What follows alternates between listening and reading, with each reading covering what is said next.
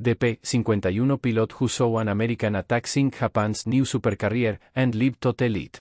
They had hit my face first, a wall of superether that turned my cockpit into an oven as he banged the Mustang hard to starboard, trying to keep visual contact with the inferno below. The Japanese Supercarrier Shinano, a 800 feet of her, was dying beneath me in a symphony of twisted steel and roaring flame that made my engine sound like a whisper. Explosions bloomed across her flight deck like deadly flowers, each one sending debris spinning skyward, some pieces large enough to punch through my wing if I wasn't careful. The radio crackled with voices I barely recognized, men screaming coordinates, others shouting for evasive action, and through it all, the static-laden voice of our squadron leader trying to maintain some semblance of control over what had become absolute chaos. My hands trembled on the stick as another secondary explosion rolled across the carrier superstructure, and for a moment I thought I saw human figures, teeny black dots, leaping from the burning decks into the dark Pacific below.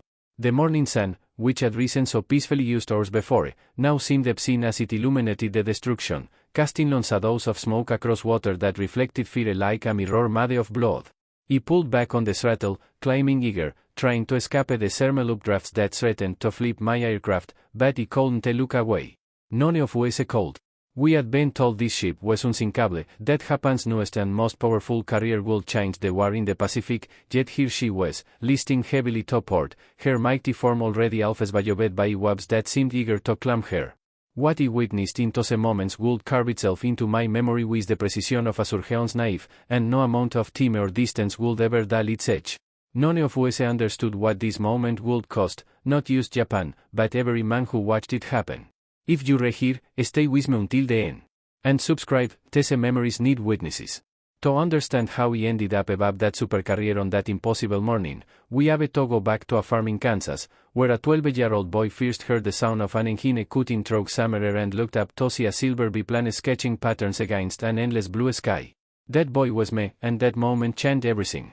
The pilot was probably used some local crab dust or mail runner, but to my young eyes, it might as well have been a god-reading thunder. He spent the rest of that summer lying in wheat fields, watching the sky, dreaming of the day when he would command such a machine. My father called it foolishness.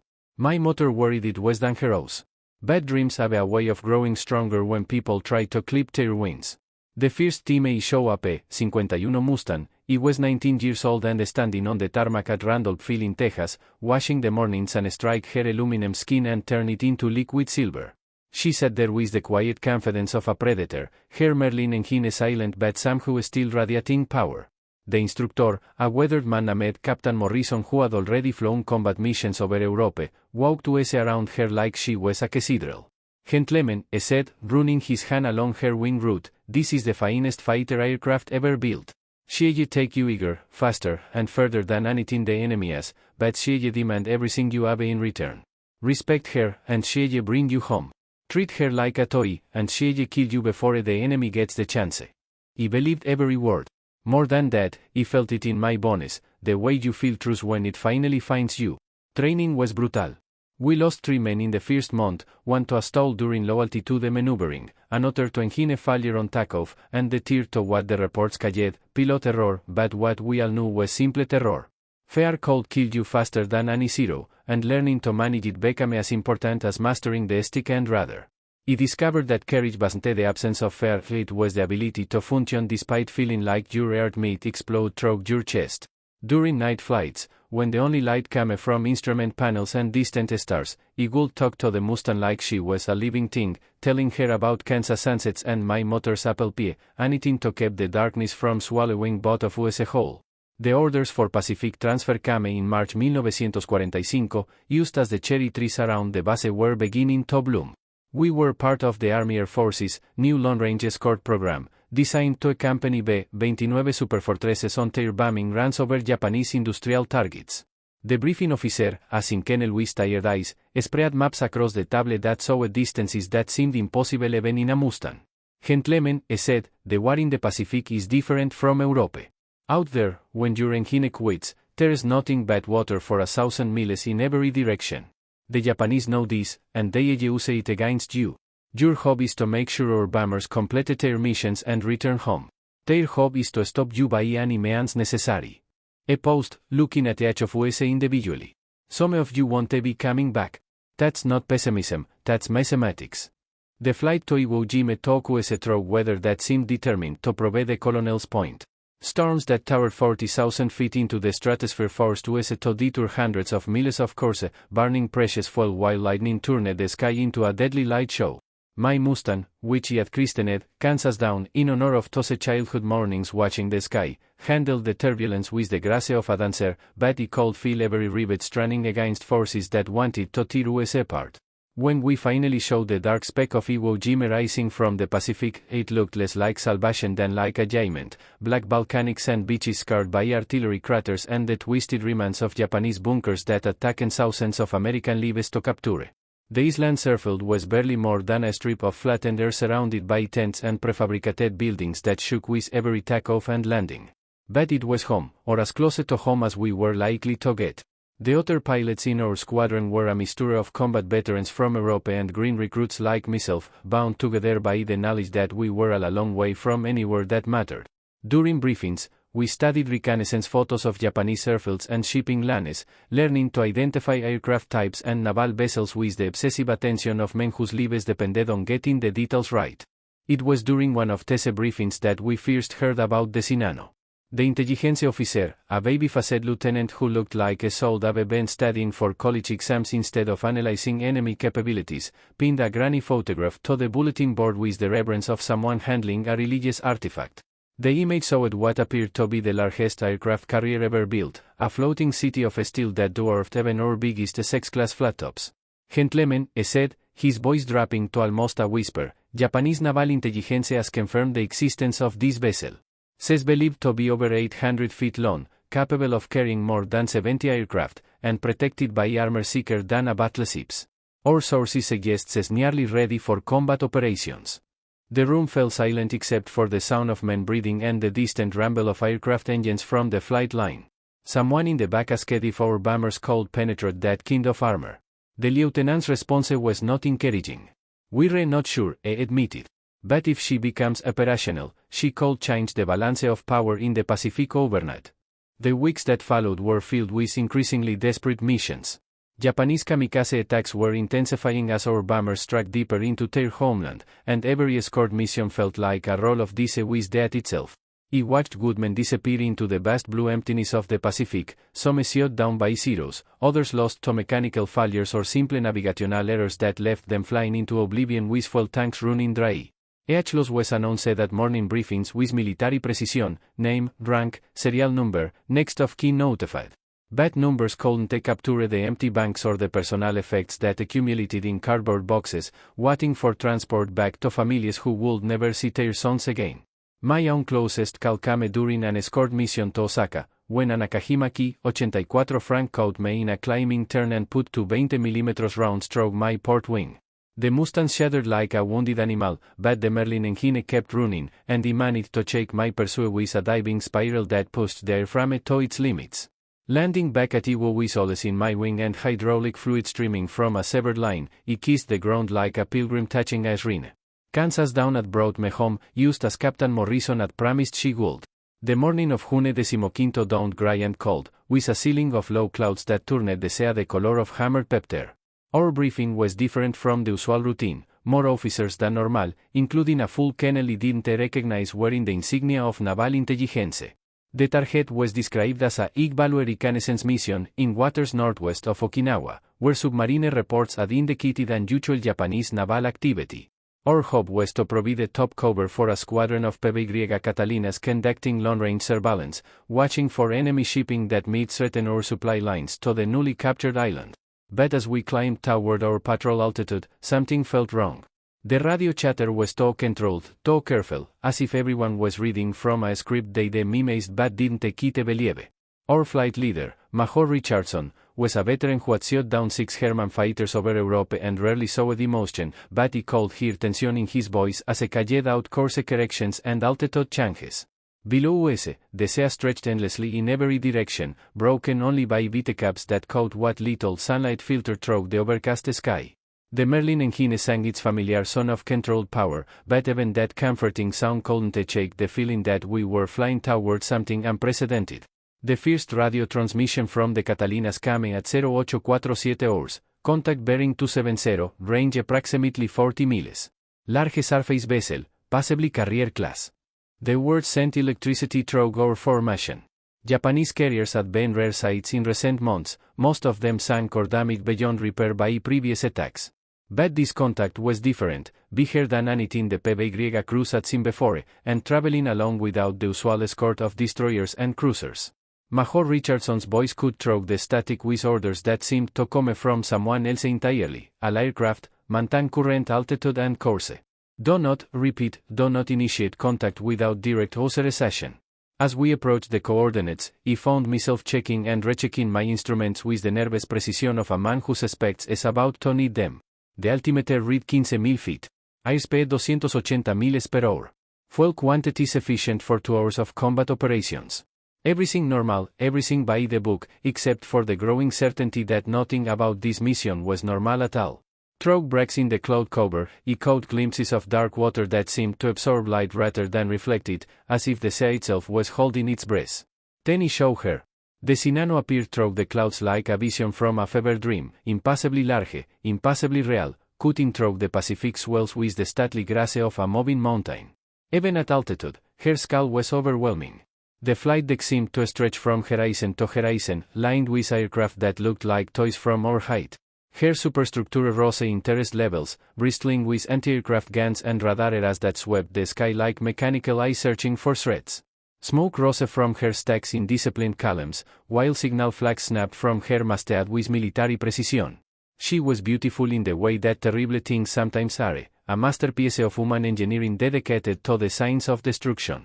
But something was happening to her.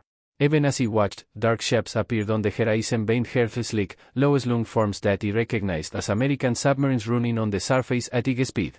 Destroyers, their white bow waves clearly visible, were closing from multiple directions in what could only be a coordinated attack. The carrier began to turn, her massive bulk responding slowly to her rudder, but she was like a whale trying to escape a pack of sharks. The submarines had achieved the perfect attacking position, approaching from her vulnerable quarter where her guns couldn't bear effectively. Major Richardson's voice crackled over the radio with an urgency he had never heard before. All aircraft, prepare for immediate departure. Do not engage, repeat, do not engage any targets below. But even as I spoke, the first torpedo tracks were already visible in the water, with the lines of foam converging on the carrier's hood like the fingers of death itself. He wanted to look away, wanted to follow orders and climb to safety, but he couldn't. None of us could. We were about to witness something that military historians would debate for decades, and despite every instinct screaming at me to flee, he knew he had to see it through to the end. The first torpedo struck amidships on her port side, and even from 3 miles away, the explosion was clearly audible over my engine noise. A geyser of water and debris erupted from her hood, followed seconds later by 2 more hits that seemed to lift the entire carrier slightly out of the water before dropping her back with a splash that sent waves radiating outward in perfect circles. But these were used the opening notes of a symphony of destruction that was about to reach its crescendo. The Sinano's anti-aircraft batteries opened fire with a fury that turned the sky around her into a deadly constellation of flag bursts and tracer rounds. From our altitude, it looked like a fireworks display put on by madmen, brilliant flashes of light that bloomed and faded against the grey backdrop of clouds and sea. But her gunners were aiming at targets they couldn't see clearly, filling the sky with steely hopes of hitting the submarines that were already too close for effective engagement.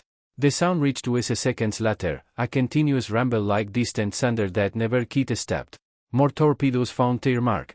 The carrier's list became pronounced as water rushed through gullies in her hood that were larger than most buildings. Her flight deck, which had seemed so solid and permanent just moments before, now tilted at an angle that sent aircraft sliding into each other with sounds like metal screaming in pain. Fuel lines ruptured, sending rivers of aviation gasoline across the deck where they ignited with flames that could be seen clearly even from our height. The smoke changed color, from the clean gray of her stacks to the ugly black of petroleum fires that would burn until there was nothing left to consume. I found myself descending without conscious thought, Kansas down responding to control inputs I didn't remember making. The aid was incredible, thermals from the fires below creating updrafts that buffeted my aircraft like a toy in a hurricane.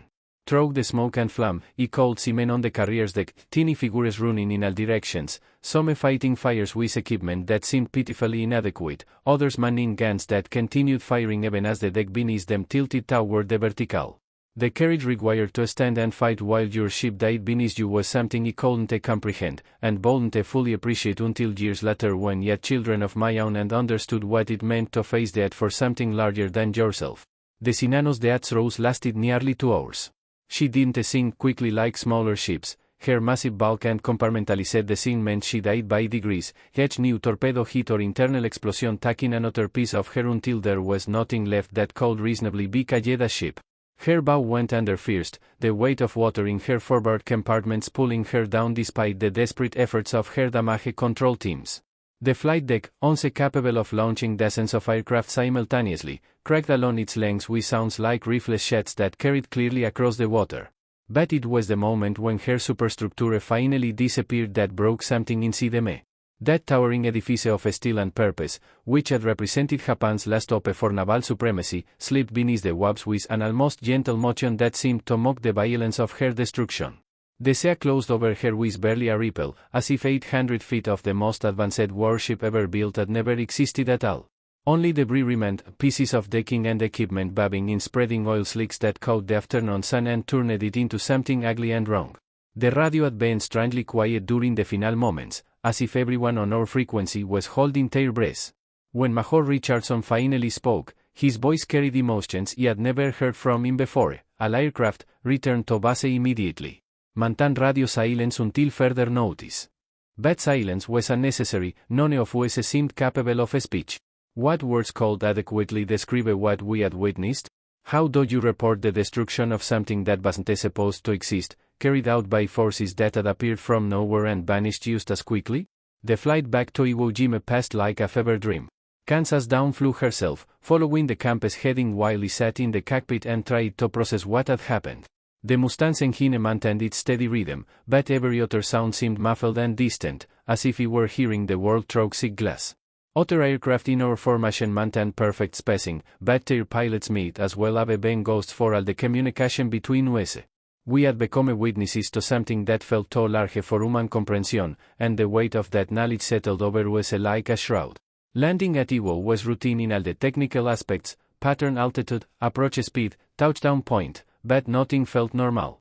Ground crews who usually greeted returning flights with jokes and questions stood silently as we taxied to our stands.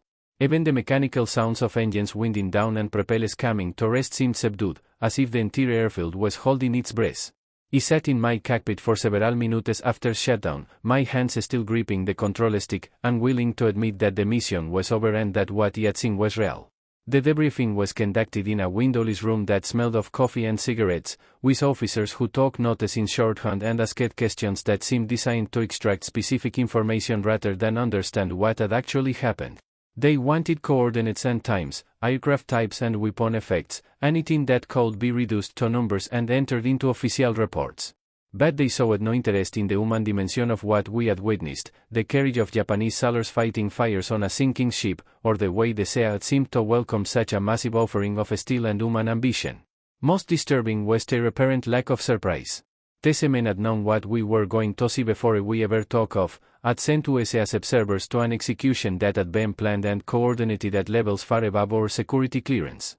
We weren't the warriors who had stumbled onto a battle, we were documentarians recording an event for posterity, and the knowledge that our government could orchestrate such destruction with clinical precision was almost as shocking as the destruction itself. In the days that followed, none of us talked about the Sinano. We flew together and ate together and shared the routine intimacies of men living in close quarters during wartime, but the subject of that morning never arose. It was as if we had all agreed, without discussion, that some experiences were too large to be shared safely. I began to understand why combat veterans often seemed isolated even among their peers. Certain kinds of knowledge created barriers that couldn't be crossed with words. The nightmares started a week later.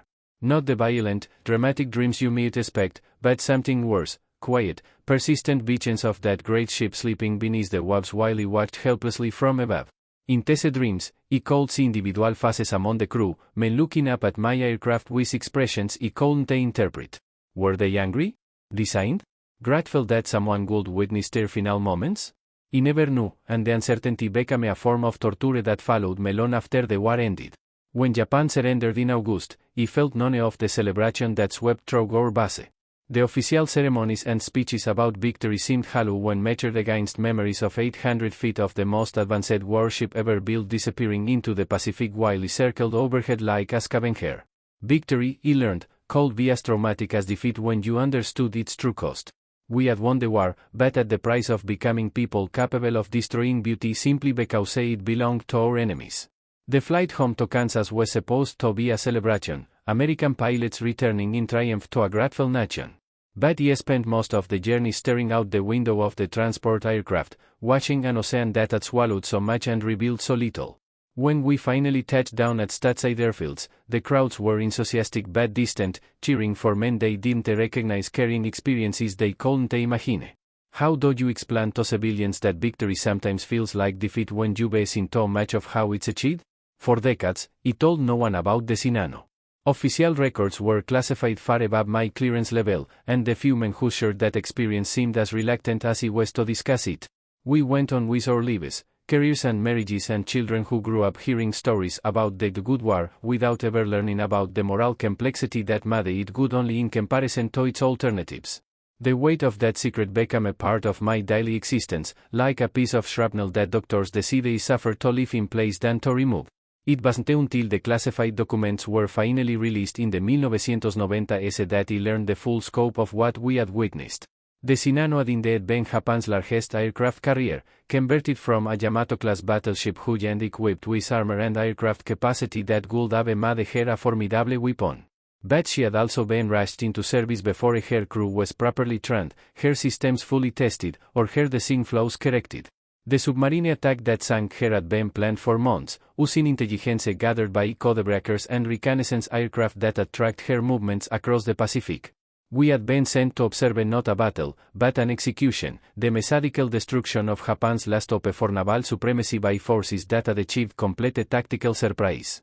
The courage of her crew, fighting fires and manning guns until the very end, made their defeat no less complete but somehow more dignifying.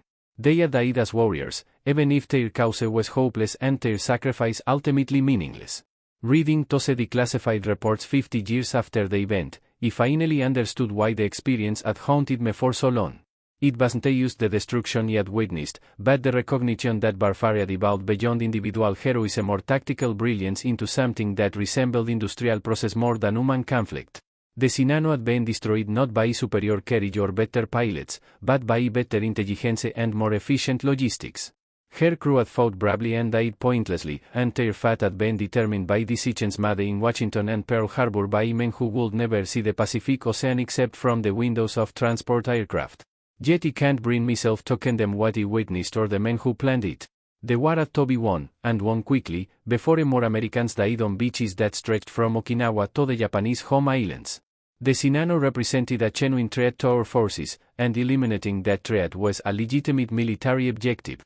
But understanding the necessity of an action don't make witnessing its consequences any easier, especially when those consequences involve the death of brave men fighting for a cause they believed in as deeply as we believed in ours.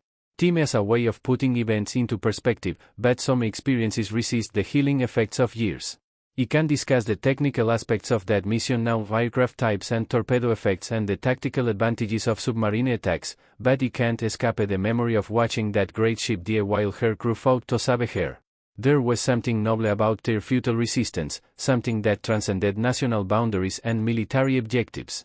They were sailors doing their duty in the face of certain death, and that's a form of courage that deserves respect regardless of the flags men serve under. The many flew with that they are mostly gone now. Major Richardson died of a heart attack in 1967. My wingman, Lieutenant Parker, was killed in Korea 5 years after we watched the Shinano sink. The others scattered to civilian careers and ordinary lives, carrying their own versions of what we experienced together above the Pacific. We kept in touch for a while, Christmas cards and occasional reunions where we talked about everything except the thing that had bound us together, but eventually even those contacts faded as we eyed and our shared past became too painful to revisit. I speak now because time is running out, and because some stories deserve to be told regardless of their classification status or political sensitivity. The men who died aboard the Shinano were our enemies, but they were also human beings who faced death with dignity and carried that soul be remembered. The submarines that sank here were operated by Americans who followed orders and performed their duties with skill and professionalism that saved countless lives on both sides by shortening the war. There were no villains in that action, only men doing what their nations asked of them in circumstances none of them had chosen. War, evil learned, is not about good men fighting evil men, but about ordinary men forced to do extraordinary things by circumstances beyond their control. The pilots who flew with me that day were not heroes in any conventional sense. We were observers sent to document an event we couldn't influence or prevent. But we carried what we show for the rest of our lives, and that burden gave us a perspective on war's true cost that no amount of training or briefings could have provided. The Pacific Ocean stretches from horizon to horizon, blue water under blue sky that can make you believe in infinity if you're not careful. But you know what lies beneath that serene surface, the remains of ships and aircraft and men who fought with everything they had and lost everything they were. The Shinano rests there still, 3 miles down in darkness so complete that no light has touched her hood since she slept beneath the waves in 1945. Her crew sleeps beside her, still at their posts, still faithful to duties that they had couldn't release them from. Sometimes, when I close my eyes, I can still hear the Merlin engine of Kansas down singing its song of controlled power as we climbed away from that scene of destruction. The sound was beautiful then and remains beautiful now, despite everything it came to represent. Aircraft engines, like the men who fly behind them, are innocent of the purposes they serve. They sing the same song whether they're carrying mail across Kansas farmland or observing the death of 800-foot warships in the middle of the world's largest ocean. Engines stop. War ends. But memory keeps flying, circling endlessly above moments that changed everything and everyone who witnessed them. The Shinano is gone, and the men who sank here are gone, and most of the men who watched it happen are gone too. But the story remains, waiting for someone willing to tell it honestly and completely, without romanticizing the courage or minimizing the cost. If you want more stories told by the men who saw war from the sky, subscribe. These memories deserve a witness, and time is running out for the voices that can tell them firsthand. What I saw above the Pacific in 1945 changed me forever, but it was only one moment in a war that produced countless such moments for countless men who came home carrying secrets too heavy to share. Some of those stories died with the men who lived them.